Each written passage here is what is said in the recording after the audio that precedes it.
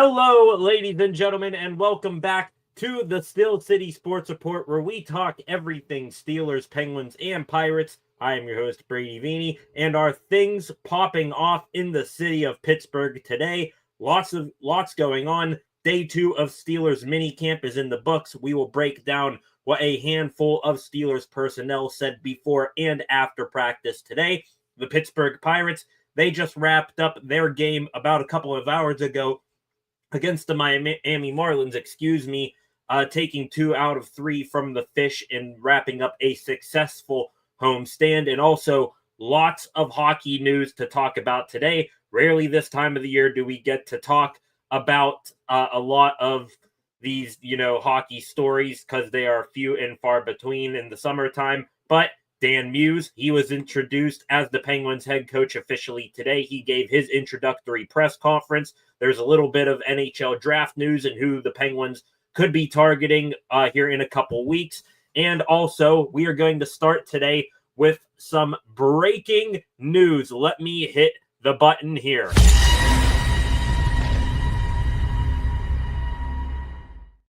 That bit of breaking news, ladies and gentlemen, let me pop it up on your screen here. This from Pierre LeBrun. NHL insider Pierre LeBrun saying right there for all of you to see, hearing from sources that the group of Ron Burkle, Mario Lemieux, and David Morehouse are investigating the possibility of buying back the Penguins from Fenway Sports Group. Burkle and Lemieux sold the Penguins to Fenway in 2021. Fenway has been looking to sell a partial share. Will be interesting to see where things go. Interesting indeed. And from the outside looking in, ladies and gentlemen, us from a fan perspective here, that trio of Burkle, Lemieux, and Morehouse, they are viewed very highly here in the city of Pittsburgh. The team and franchise has seen a lot of success under the ownership of those three. And now they are looking to either, whether it's, buying the partial stake that FSG has had up on the market for a couple of months now, or they're looking to buy back the whole thing. It would be one of the biggest news stories in the city of Pittsburgh this year. Lemieux and Fenway Sports Group, from what we know, Lemieux, he hasn't been around the team for some time. FSG, they have been pretty, I wouldn't say, uncivil, but they haven't really kept Lemieux around or, have extended the olive branch out to him, that much to keep him involved with the team. And now Fenway Sports Group, the team on the ice and off the ice, they've taken a decline in recent years. The team now in the midst of a rebuild. FSG looking to sell off a partial stake. The Lemieux, Burkle, Morehouse trio there, they sold the Penguins at a very high clip, at a very high price back there in 2021. I have no doubts that the price tag on a stake, if not the entirety of the Penguins, has decreased since then. So they might be making a couple bucks and getting ownership of the team back. I'm sure that news would be greatly accepted and celebrated by a ton of Pittsburgh Penguins fans. More here from Pierre LeBrun. The Burkle Lemieux Morehouse group declined to comment on his story via a representative. LeBrun is also hearing that Fenway is already talking to another group. So lots of moving parts in this, but we can now put Burkle, Lemieux, and Morehouse in the conversation here as possibly getting back involved with the Pens. And also another thing here, let me stop sharing here for a second and find this. Burkle, Lemieux, and Morehouse, they were not the only ones who were in Pittsburgh today. Whether this is a coincidence or not, we will find out. We also saw this. Jaromir Jagr, he is in Pittsburgh. If you keep track of him on Instagram, you will see that he was flying into Pittsburgh, and there was videos of him walking through the front door. And this picture here from his Instagram story, it's a video of him walking on the floor there at PPG Paints Arena, looking up, seeing that his number that is freshly retired is still up there. So Jaromir Jagr, I'm sure he's, if he wants to, for as long as he's played hockey and for the legend he is in the city of Pittsburgh and in the NHL as a whole, if he wants to be involved, if he is involved with the Lemieux, Burkle, Morehouse situation here. That wouldn't surprise me one bit. Mario Lemieux and Jaromir Jagr coming back one more time to save the Penguins. That's probably, a headline writer in and of itself. So that right there, Jaromir Jagr, he is in Pittsburgh as well. Same with those guys. And yeah, just a crazy story here. This is a fresh story. Like I said, 2 hours ago, Pierre LeBrun, NHL Insider, very reputable with these things. And we are going to monitor this situation as it goes along. Things have been really quiet, though, on the Fenway Sports Group front, ever since a couple of months ago when they said that a minority stake in the team was going to be put up for sale. We didn't really hear anything, on that since then. So FSG, I don't think they have been the most, they've been viewed highly of by the fan base. I think one thing is that, just listening to how people talk about the situation, even players itself, the Penguins, for most of their tenure for most of their existence, when they were winning championships and whatnot, they were a pretty family oriented business. Everybody knew each other, and, it was not intimidating to everybody knew each other. Is what I'm trying to get at here. Mario Lemieux, he was very involved as an owner. Everybody was very happy and pretty approachable. With FSG, kind of like how they've taken over the Boston Red Sox, and I want to say Liverpool Football Club as well. FSG, it's more of a business, sort of black and white running organization there. So definitely Lemieux, Burkle, and Morehouse, that would be a fresh air back into the organization. What else could come from that? We don't know. If Burkle, Lemieux, and Morehouse do get involved again, how does that affect the rest of the organization? It depends on how much stake they buy, whether they're just buying the minority ownership or they're getting back into, a majority stake, if not full ownership again.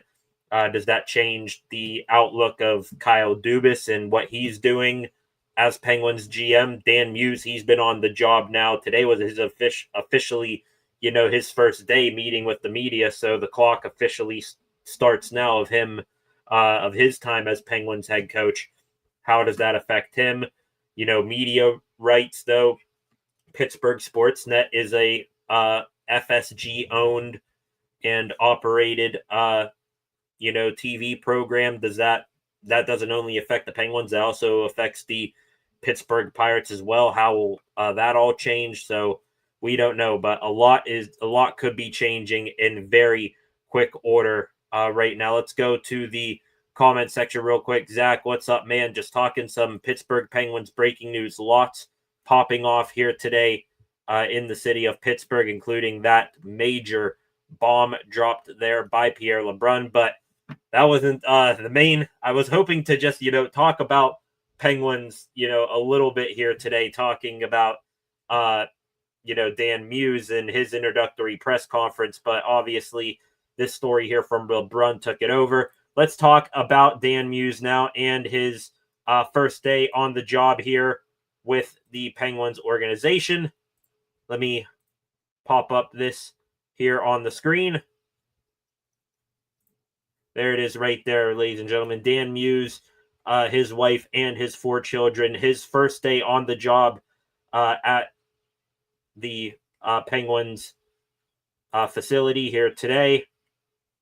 Right there's a picture of him with some jerseys of his name on behind him. He had his introductory press conference today. He was joined by Kyle Dubas. Dubas opened up saying about, how Muse was the right guy for the job. Dubas even admitted that he didn't really know Dan Muse either until he started interviewing him. So all of us fans and insiders, and really just the whole hockey world in general, before, 5 minutes before the hire was made official and Elliot Friedman, the best NHL insider, dropped the news that steam is picking up that Dan Muse was going to be hired as head coach. We all were wondering, who the hell is this guy? Probably didn't even know. Majority of us didn't even know he existed. Kyle Dubas said that, he started off the process going to guys that he's known over his, career as a general manager in Pittsburgh, general manager in Toronto, even going back to his time working in other organizations, both in the NHL and in the junior ranks. So once he got past that, he said he met with Muse 3 different times, one on a phone call, one on a Zoom, and then one in person, said that he was the guy for the job. Reiterated everything else is that we already talked about here, how Muse is going to be sort of the bridge guy here between developing the young up-and-coming players, but also, working with the veterans as well.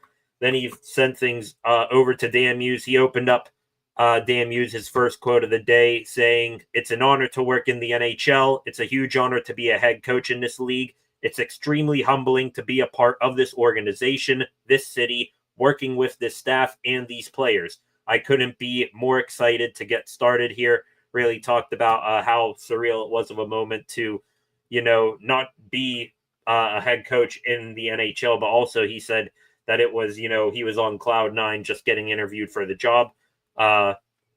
Also gave a big shout out to some coaches that helped him along the way. He was an assistant for a majority of the stops in the NHL and in college as well. Shouted out head coach for Yale University, Keith Allain, and also former NHL head coach Peter Laviolette, who Dan Muse was an assistant for down in Nashville with the Predators. Talking about, sort of piggybacking off of what Kyle Dubas said, talking about what one of his focuses as head coach are. He said, "You have guys in different places in their careers. My job is going to be to help maximize each person and work toward what their highest level can be right now. It's going to be a day-to-day approach. It has to be. That's what I'm coming in here to do." He's also said that he's reached out to 95% of all players under contract. He's still finishing up that part, but in regards to the veteran players, you're always working with the leaders.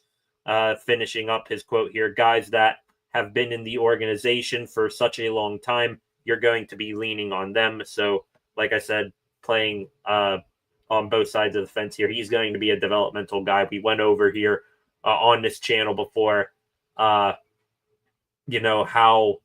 he has done well developing in his time, whether it's, especially with the U.S. National Development Program, developed guys like the Hughes brothers, Zeev Boyum, Rucker McGroarty was his captain for the World Junior tournament, current Pittsburgh Penguins. So lots of good things here from Dan Muse. One more thing that he said here, talking about how he's going to build his staff the rest of the way. He said, "Right now, we're having a lot of discussions, meetings with people. You want to make sure it's going to be the best fit for this organization right now. Looking for a little bit of variety, but still believe in the same base concepts." So he's still working on getting his group together. Probably, I think we might get, 1 or 2 hirings here in the next couple of weeks before the NHL draft here coming up on June 27th. So kind of like what we talked about yesterday with Aaron Rodgers in his introductory press conference with the Steelers. Really couldn't, it'd be hard for him not to have a good introductory press conference, saying a bunch of the right things, talking about how he's going to lean on the veteran players and keep their interest in mind while also developing the younger guys and grooming along this next generation of Penguins hockey. So that was it there for the most part today for Dan Muse. About a half-hour press conference from him. And, couldn't be more happier with that hire for your Pittsburgh Penguins. Real quick, I forgot to pop up the banners. There's the banner there. Lemieux, Burkle, and Morehouse trying to buy back the Pens, and also Dan Muse. That was part of his introductory press conference here today. Did not say this at the beginning of the show because I wanted to get right into the breaking news of the the Pittsburgh Penguins news about Lemieux trying to get back into it. Also, I'm wearing this shirt today.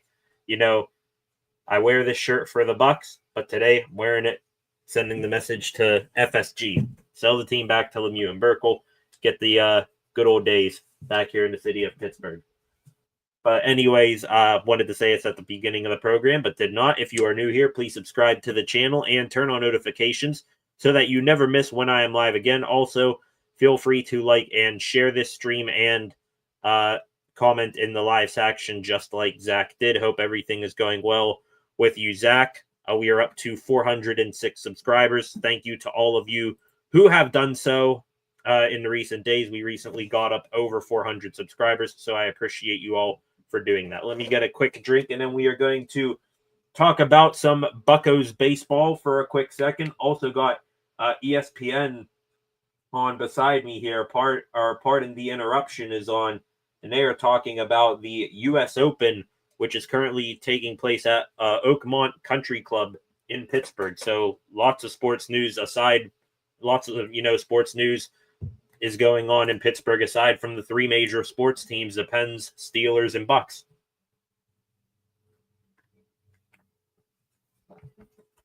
Talking about Scotty Scheffler. Wonder who's going to win that U.S. Open as well. But let's talk about the Bucks here real quick. Since we spoke last night, they have played 2 games. They started last night playing against the Miami Marlins. We're going to start with that game. They lost that game. It wasn't, too pretty of a ball game for them here. Let me go back here. Talking about the Bucks last night, Marlins got out to a 2-0 lead in the early innings. Nick Fortes, the catcher, he hit a home run down the left field line. They made it 3-0 off of a RBI single as well. Mitch Keller, still does not have a win since July of last year. What a crazy, string of bad luck and bad performances on his part at home. This one was, kind of in between there. He went 6 innings, full 6 innings, gave up 8 hits, 3 earned runs, struck out 4. It was a quality start technically, but I'm sure he wants to be better. The Bucks, they went up against Sandy Alcantara with the bats, the former Cy Young winner. And even though he came into last night's ball game with a 7.89 ERA, he went 6 shutout innings against the Bucks, just giving up 3 hits and a walk. So Alcantara, for the second time this year, just looked dominant against the Bucks. Once he left the ball game, this was bottom of the 8th inning. Ke'Bryan Hayes with a new pitcher on the mound, Ronnie Henriquez. Ke'Bryan Hayes, for the first time in what feels like forever, showed some pop with the bat. Ran into a home run that cleared the deck into the deepest part of the ball yard, that notch in left center field where the bullpen gate is. Hayes there, that was a 102-mile-an-hour exit velocity, 413 feet. So it just got over that 410 mark out there. Would have been a home run in all ballparks in baseball as well. Great to see that there from Key. That was also his first home run since April 4th. So I think that's his second home run of the season. That was also his first extra base hit since May 21st. So good stuff there from Hayes. O'Neal Cruz, I think 2 batters later, absolutely killed a ball, nearly put it on top of the Miller Lite bar out there in center field. So O'Neal Cruz continues his pace towards a 30-30 season. That made it 3-2. Bucks were threatening again in the bottom of the 9th inning. They had 2 on with 2 outs. Ke'Bryan Hayes came up to bat again, and he struck out swinging. Bucks fell in that one 3-2. Fast forward to today, the Bucks ran out the same lineup again. Adam Frazier with his hot bat in left field. I think that's just, I don't think it has nothing to do with Alexander Canario. Adam Frazier, he's been hitting the ball pretty well lately, so I think that's a good way to keep him in the lineup. We also had a roster transaction before today as well. Carmen Mlodzinski is back in the big leagues. He got called up. Kyle Nicholas, for the second time this year, got sent down to AAA. And in addition, Joey Bart, he is beginning a rehab assignment with Indianapolis. Mlodzinski, however, up with the team, started the year as a starting pitcher. Mike Burrows did not go back down in this exchange. And from Noah Hiles of the Pittsburgh Post-Gazette, Mlodzinski, he will be back in the role that quite honestly, suits him best. He will be a bulk reliever. If you want him to come in and give you, 2 innings, 3 innings of work out of the bullpen, he can do that at a very great efficiency. So that is where Mlodzinski will be now, back up with the big league team after a decent stint down there in Indianapolis. Bucks, they got on the board early in today's ball game, 1-0. Ke'Bryan Hayes and Henry Davis were on at the corners. Davis at third, Hayes at first. Hayes took off for second base, and he stopped midway on his run to second base. The throw from the catcher Fortes went into the outfield, and Hayes, I think he was just looking to get into a run down there to, play small ball and have Henry Davis try to steal a run at home. But hey, he ended up at second base, and Davis ended up scoring anyways. So that all worked out there. Then the story of the day, what you are seeing right there on your screen, ladies and gentlemen, Andrew McCutchen hitting a 3-run home run, and that beat Roberto Clemente's record for third all-time of 240 home runs. McCutchen getting his 241st home run as a Pirate. He now sits alone third all-time in Pirates history. Historic there. There was a big, search party for the ball in the outfield. It ended up getting found. Kutch got a standing ovation from the crowd. He makes history, solidifying himself as one of the greatest Pittsburgh Pirates of all time, beating Mr. Pittsburgh Pirate himself, Roberto Clemente, passing him by. And I think, whether this is Andrew McCutchen's last year or not, that is going to be where he sits here for a while. Next up, if you see that list there, Ralph Kiner at 301. He would need to play for, I don't know, maybe another year or two to have a chance at reaching that mark and play some of the best baseball we've ever seen from a 40-year-old. But congratulations, Kutch, an absolute great feat from him. The Marlins, they then got on the board. No shutout today. They made it 4-1. Heriberto Hernandez hit his first big league home run. That made it 4-1.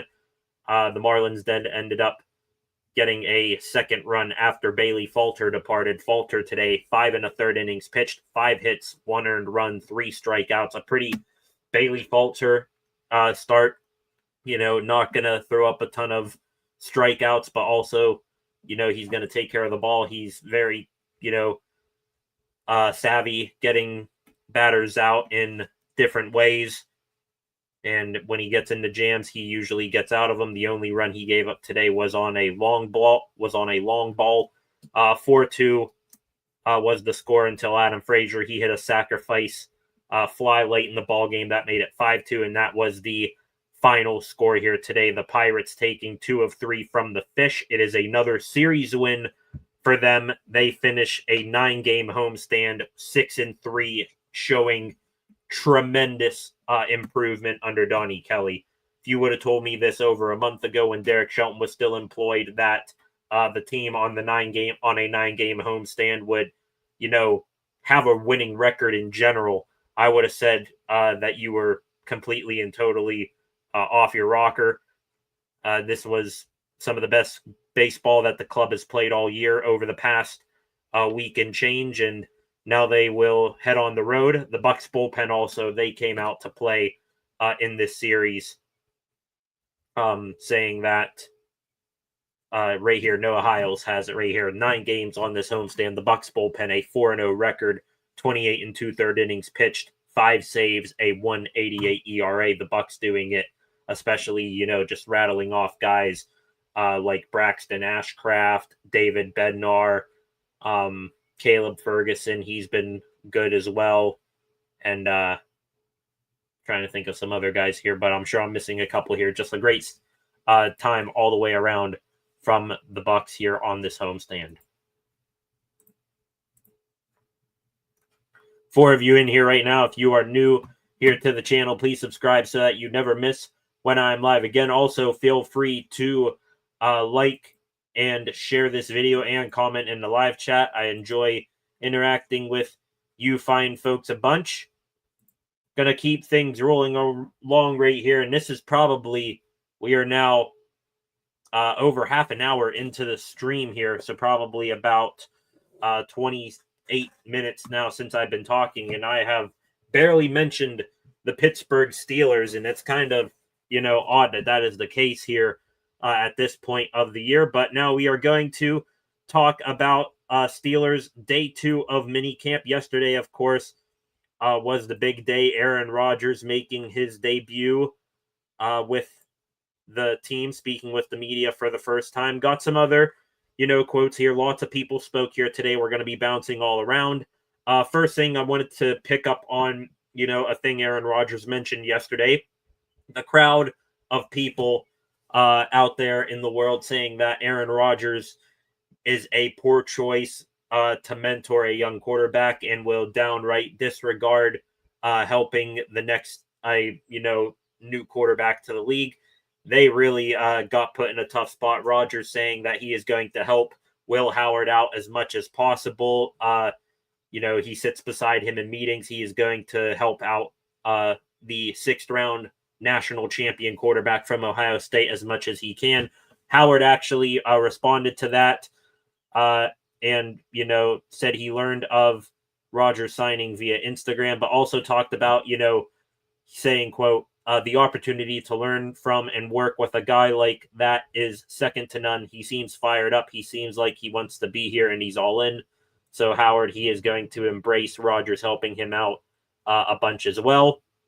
Let's talk about some Steelers wide receivers. Wide receiver coach Zach Azzanni, he spoke today, and he made it quite clear that Calvin Austin III, it's kind of by necessity, but I'm sure he wants to hype up his guy a little bit.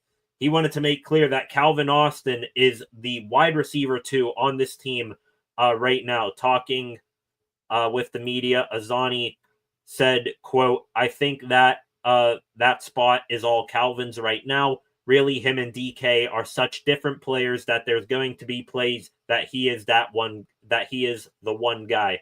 I love that. Do I want Calvin Austin to be the wide receiver 2 for the whole year? Probably not. As a matter of fact, definitely not. You got one of the great throwers of the football of all time, Aaron Rodgers, and in a league to this day and age that is so pass centric, I want to give Rodgers the most weapons to throw to as he possibly can.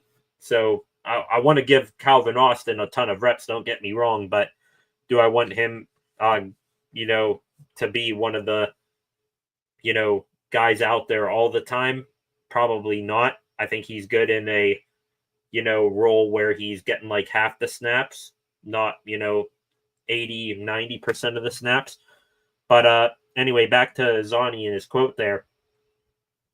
Calvin Austin, 5'9", like a $180 at most, in my opinion. Meanwhile, DK Metcalf, 6'4", 230 pounds. Talk about 2 completely different guys playing the same position.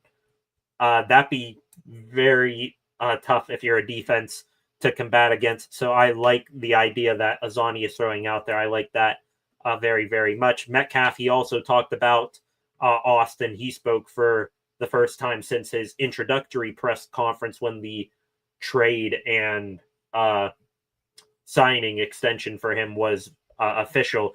He talked about Austin as well, saying that he's a little jitterbug out there, but he's explosive as heck. Metcalf and Austin, they seem to be getting along quite well. Also, Metcalf said that he will, talking about, something Rodgers said yesterday. He said that he will plan to go back to California and work out with Rodgers after minicamp this week. I'm sure a ton of other people probably see Pat Freiermuth, pretty much a bunch of wide receivers and tight ends, hell, even maybe some running backs will go out there and work with Rodgers here between now and training camp next month. Looking here, one more quote here today that really stuck out for me. Steelers offensive coordinator Arthur Smith, he spoke a lot today, talked about Rodgers for the most part, talking about how they're going to work together and, about how Rodgers is familiar with the system. They respect each other. It's just, getting him up to date on some terminology. He talked about the running back room as well and was asked if Jaylen Warren was the clear running back one. Now, we've already had some solidified, starters on the team. Believe defensive line coach Carl Dunbar yesterday said that Derek Harmon, first-round rookie out of Oregon, he will be the team's starting left defensive end. Mike Tomlin, even though it didn't need to be said that Aaron Rodgers will definitely be the team's starting quarterback during the season. Smith being asked if Jaylen Warren was the clear-cut running back one, he said, quote, "We've got a lot of weapons back there. They all got different skill sets, explosive players in a little different way. Just talking about Caleb, a different style player than Jaylen. We added Gainwell. There's a lot of depth in that room. It'll work itself out. We've got a lot of weapons back there, and then how we deploy them, that's what we'll get into at Latrobe. Then sometimes if the injuries happen, some guy may have to carry the load a little bit heavier one week or the other. We're really excited about that room. So talk about catching up for the times here for your Pittsburgh Steelers. They bring in Aaron Rodgers, even though it's his last season and he's a 41-year-old quarterback. He's going to get that team passing a bunch here, really trying to get with the times here as a, pass somewhat, more balanced pass heavy team, but also talking about getting with the times, the Steelers investing in the, trenches. Also, Arthur Smith there, it's going to be a running back by committee, Warren, Gainwell, and Caleb Johnson. I don't think I'm crazy to say that by mid-season, that might be a top 10 or top 5 running back room in the NFL. So great to see that there isn't going to be one guy over another.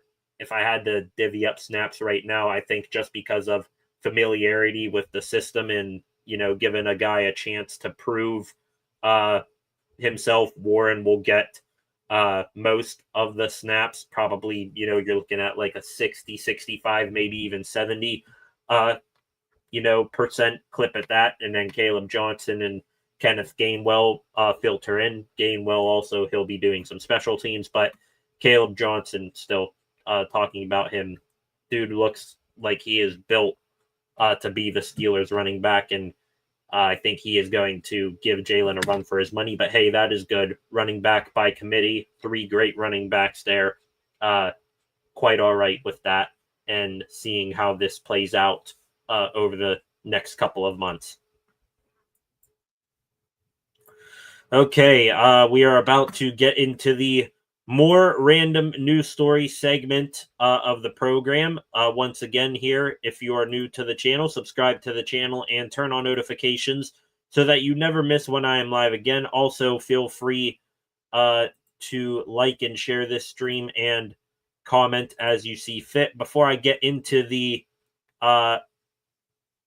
new more random news story segment of the program, let me take a quick stroll here through Twitter, see if there is anything massive going on here. And we do got a bit of news here. Do I save this for the random news story? Forget it.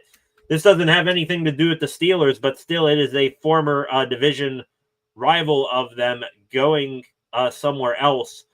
This from Ian Rappaport 50 minutes ago. Bengals linebacker Jermaine Pratt, who was just released a couple of days ago, he is signing a 1-year, $4.25 million deal with the Las Vegas Raiders. So they're loading up on linebacker out there in Las Vegas. They got Jermaine Pratt. I think, is Divine Diablo still out there? I don't know.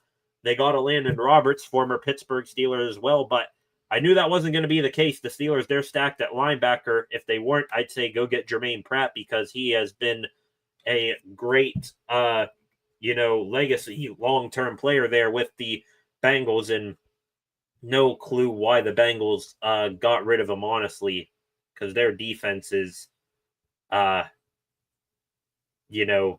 Hendrickson, who's pissed off, Shamar Stewart, who, wants to hold out for more money on his rookie contract, even though he didn't do any, real production in college, and then a bunch of question marks.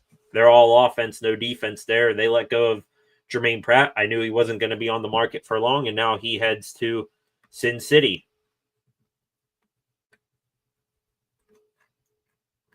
Looking, seeing if we have anything else here. The Bucks, by the way, an update on their record. They are now 16-15 under Don Kelly. Seeing that record, it's a winning record, but still underwhelming for a team in year 6 of a rebuild.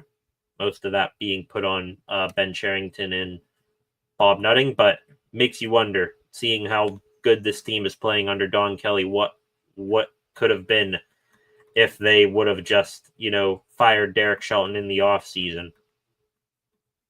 This team might probably be, if I had to guess, a smidge below 500, but still, though, instead of being completely, down and out, not even midway through June this season,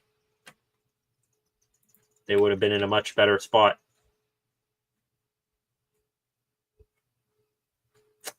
Looks like we got an update here on why Jaromir Jagr is in Pittsburgh.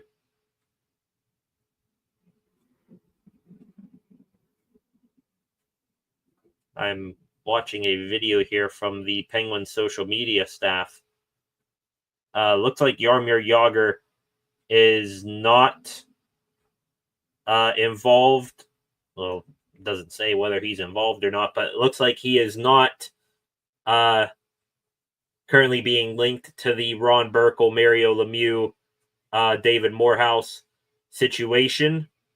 He is actually receiving an Emmy. The Penguins, they either won or was nominated for an Emmy for their production department last year. Of course, I think another, big thing was, remember when the Jagr bobbleheads went missing and they were actually stolen by actual pirates, and they made a commercial with Jaromir Jagr about it. Jagr getting an Emmy award handed to him at the Penguins at PPG Paints Arena today. So apparently that is him linking up with Mario Lemieux and company was not the reason he was in Pittsburgh today. And hey, that's all right. While you're there, meet up with Mario. I'm sure fans would like to see that. Anyways, now we are going to get into the more Pittsburgh sports news segment of the program. Of course, this is just some news stories out there, stuff that we don't want to get too attached to, but it is relevant to the Pittsburgh sports world. Was going to start back in football, but now that we just talked about Jaromir Jagr being in Pittsburgh receiving an Emmy award, let's talk real quick about some other things going on related to the Pittsburgh Penguins. This first thing, it's not directly related to the Penguins, but it does involve one of their more hated division rivals. Frank Saravalli, NHL insider last night, dropping some news about a big trade going on. The New York Rangers in advanced discussions on a deal that would send one of their best forwards, Chris Kreider, to Anaheim, the Anaheim Ducks.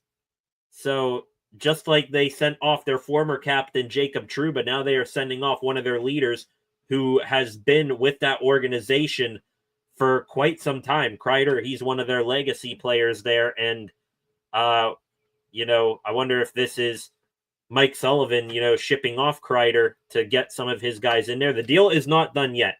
I have not seen anything of an official deal yet. I think Kreider has a no movement clause with the Anaheim Ducks listed on it. So the deal is not done yet, but apparently a framework of a trade is there. So Chris Kreider could be on the move out of the Metropolitan Division away from the Pittsburgh Penguins and to the other side of the country. Also, you know, if that is, you know, whether them, you know, shaving off cap space, I don't know. That probably is the case, but that is kind of surprising there, seeing how Sullivan, I think he likes guys who play the style of hockey Kreider does, and also Kreider just played for Sullivan on Team USA, so that's interesting. We've talked a bunch within the past month or so about former Penguins going overseas and playing in various hockey leagues over in Europe.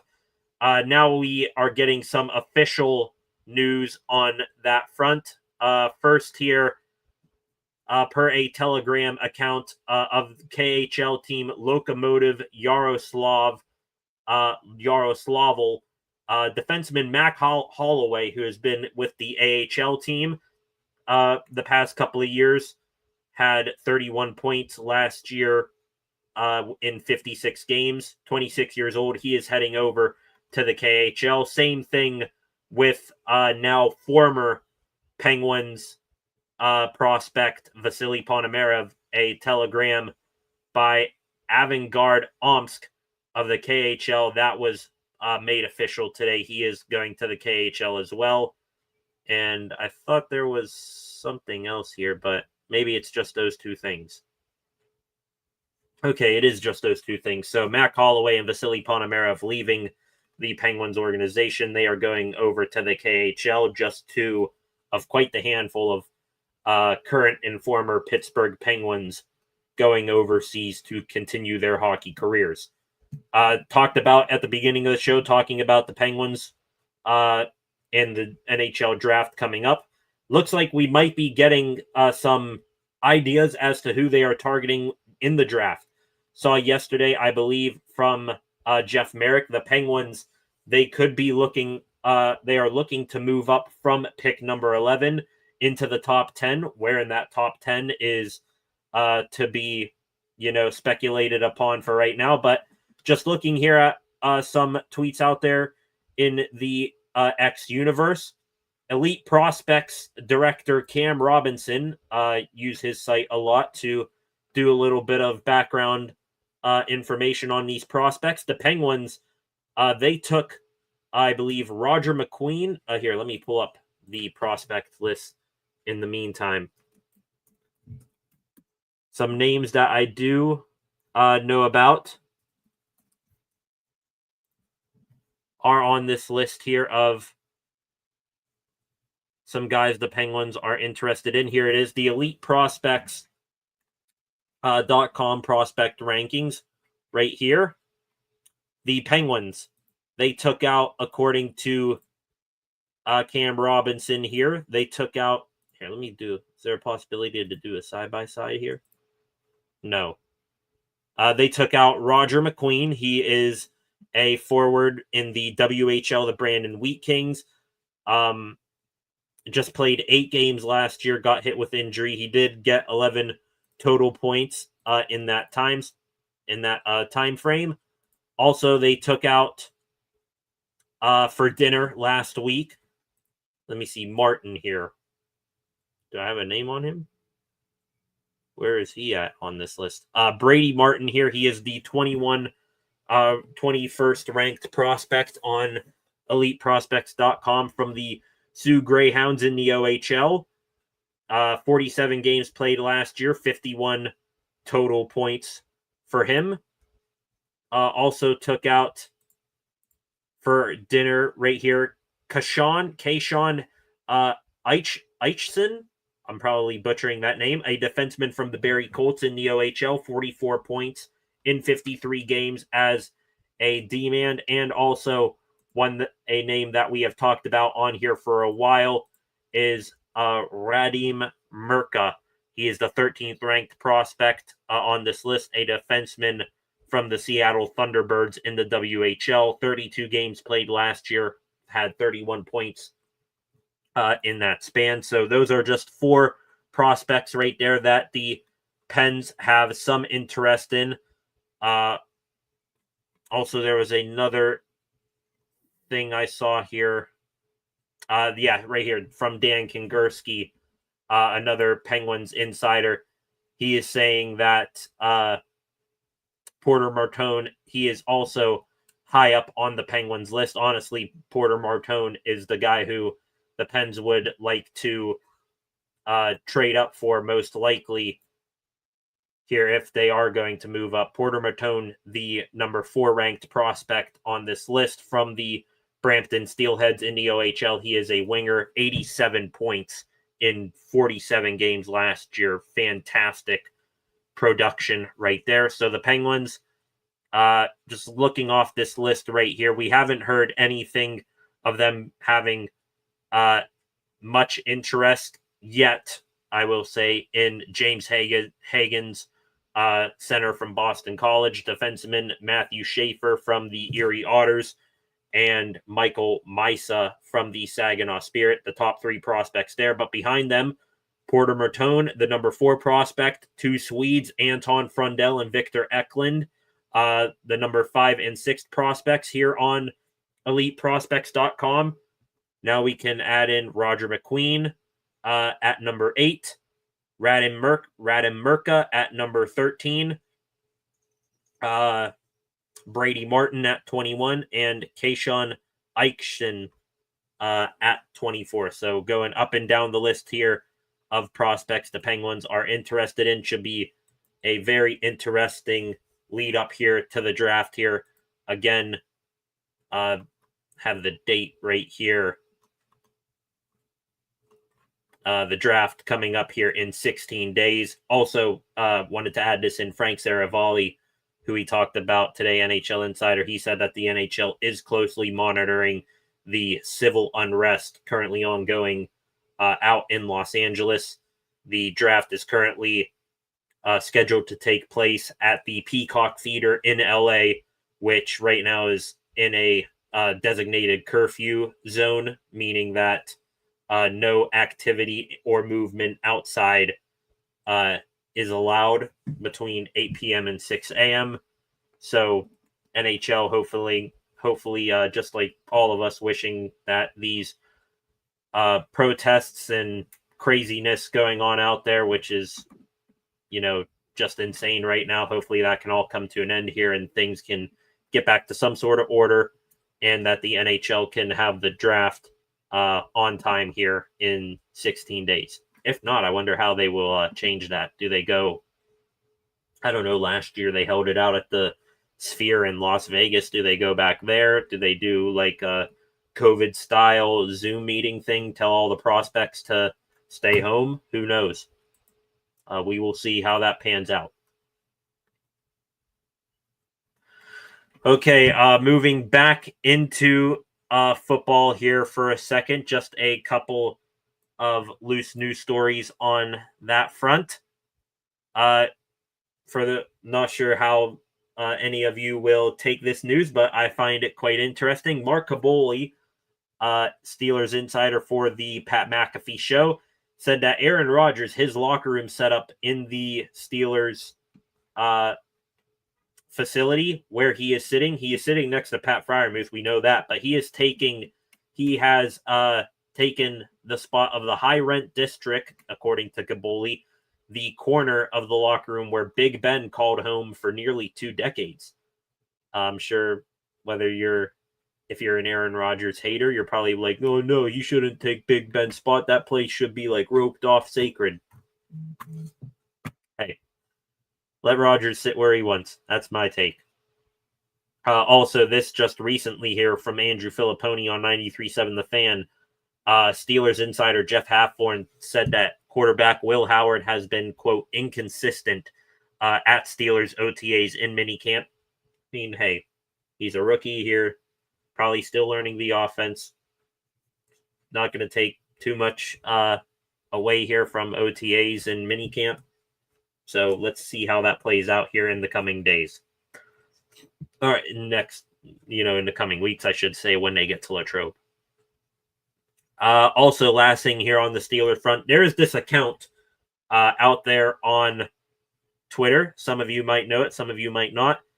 The account is called Ricky, Slick Rick Scoops. Nobody has any idea who this is, but apparently they are a former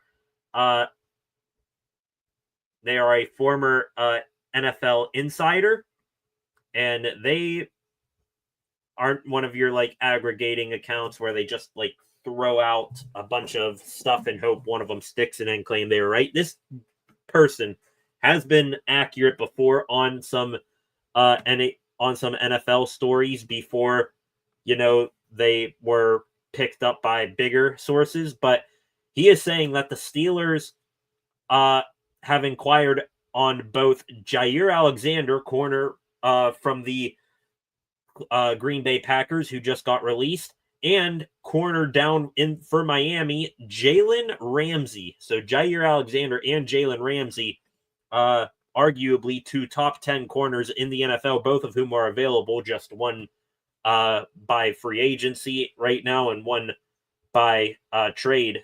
But he is saying that he is expecting the Steelers to acquire one of them, and that Omar is cooking up something. So I will come here on this. I will go on this live stream as quick as possible here and go live as soon as this happens, because that is some major breaking news, ladies and gentlemen, if they are able to get one of those two corners, Alexander or Ramsey, with Darius Slay, Joey Porter Jr., Corey Trice, and then you got Brandon Eccles and Beanie Bishop as well. Crazy. I would do it in a heartbeat. Go out and get him, Omar. I know you're still probably, focusing on maybe getting an extension done with TJ Watt or getting another weapon or two for the offensive side of the ball, a wide receiver, a tight end, whatever. If one of those two are there and they come at a reasonable price, go get them. Make it a complete and total no-fly zone there in Pittsburgh. That would be insane. Peasy on one side, Alexander or Ramsey on the other. Maybe you can slide Darius Slay in the slot here from the time to time, and then you got Deshaun Elliott and Minkah Fitzpatrick deep downfield. Hell yeah. That's one way to combat Joe Burrow, Jamar Chase, and T. Higgins, I'll tell you that much. The last bit of news that I have here for today, this now related to the Buccos. Chris Dokish posted this. He covers Pitt football and basketball for a long time, but now he is talking about Pittsburgh sports in general. He posted that an unnamed MLB player talked about Paul Skeens and the Pirates one of the questions here was asked in an anonymous athletic poll by The Athletic. Which pitcher do you not want to face in Game 7 of the World Series? Dokish posted two quotes here. The first one here is, I know he won't be there, taking a shot at the Pirates. This is an unnamed MLB player, so the unnamed MLB player taking a shot at the Bucks here. I know he won't be here, but Paul Skeens, he's nasty. His control glove side to lefties, I've never seen before in my life. Throwing 102 up and in for strikes, then hipping a 96-mile-an-hour sinker that starts in on you. You can't pull the trigger on that. Then once you do, you foul one off, and then he throws an 88-mile-an-hour changeup away. What do? I faced him maybe 8 or 9 times, and it's hard to form an approach off of him. He's mature, very mature for his age. Have you seen the movement on his pitches? It's crazy. So taking a shot there at the Bucks, which, hey, warranted. I know he won't be there. That's a shot at the Bucks, not at Skeens. The second quote here saying the Pirates give players resources, but their owner just has zero interest in winning. That's from Again, Dokish saying an unnamed MLB player. I have no idea. Those are two separate posts there for him. I have no idea whether it's the same unnamed player or not, but at least in the one talking about Skeens and his pitches, saying that you faced him 8 to 9 times, I would like to think that has to be some player on one of the NL Central teams. I don't know, but even from unnamed MLB players, we also heard, from other executives around the league, and even the top MLB insider, Jeff Passan, saying that this team deep down does not care about winning, even though they pretend that they do. Bucks, even though they're playing better under Donnie Kelly, still taking shots and being laughed at by the rest of the MLB.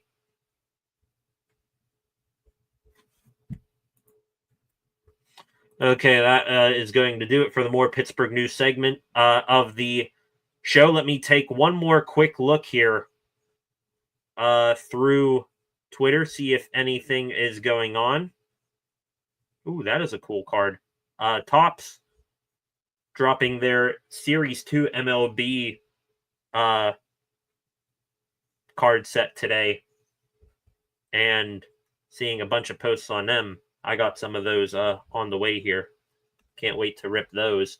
I saw one earlier today. I hope I am fortunate enough to get one of them. There is a out of 50 Skeens autographed all-star card out there. That would be one hell of an addition.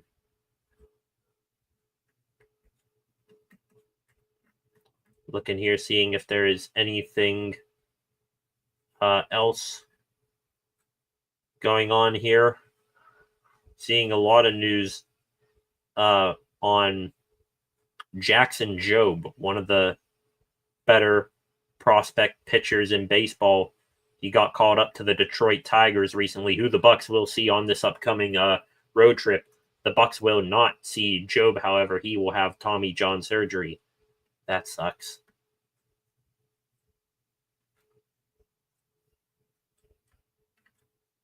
Looking, seeing if anything else is going on. Also, some other guys, by the way, I've seen some chatter online about it and seeing the videos now. Do not be in the shocked in the slightest bit. We're talking about, possible pass catchers to come in here for Aaron Rodgers. Let's not forget that the Green Bay Packers, they have a plethora of wide receivers up there right now. They just spent a first-round pick for the first time since 2001 or 3 on a wide receiver when in Matthew Golden. They also got Mecole Hardman as well. They got some other wide receivers up there that could be available. Christian Watson, Romeo Doubs. There's another one up there, last name Wicks. One of those guys who played for a year or two with Aaron Rodgers. They could be available here. Let's keep them in mind for the foreseeable future. Looking, seeing some more videos and photos here from Steelers day 2 of minicamp. Did not see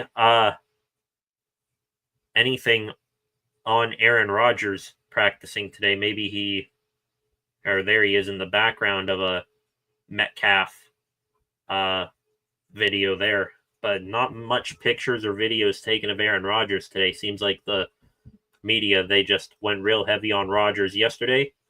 And no, of course, as I say, at the Steelers, they have a video there of Rodgers working out. But quiet day there for minicamp. Not as much media coverage. I guess all those big national guys, they were just there for day 1 and then they left.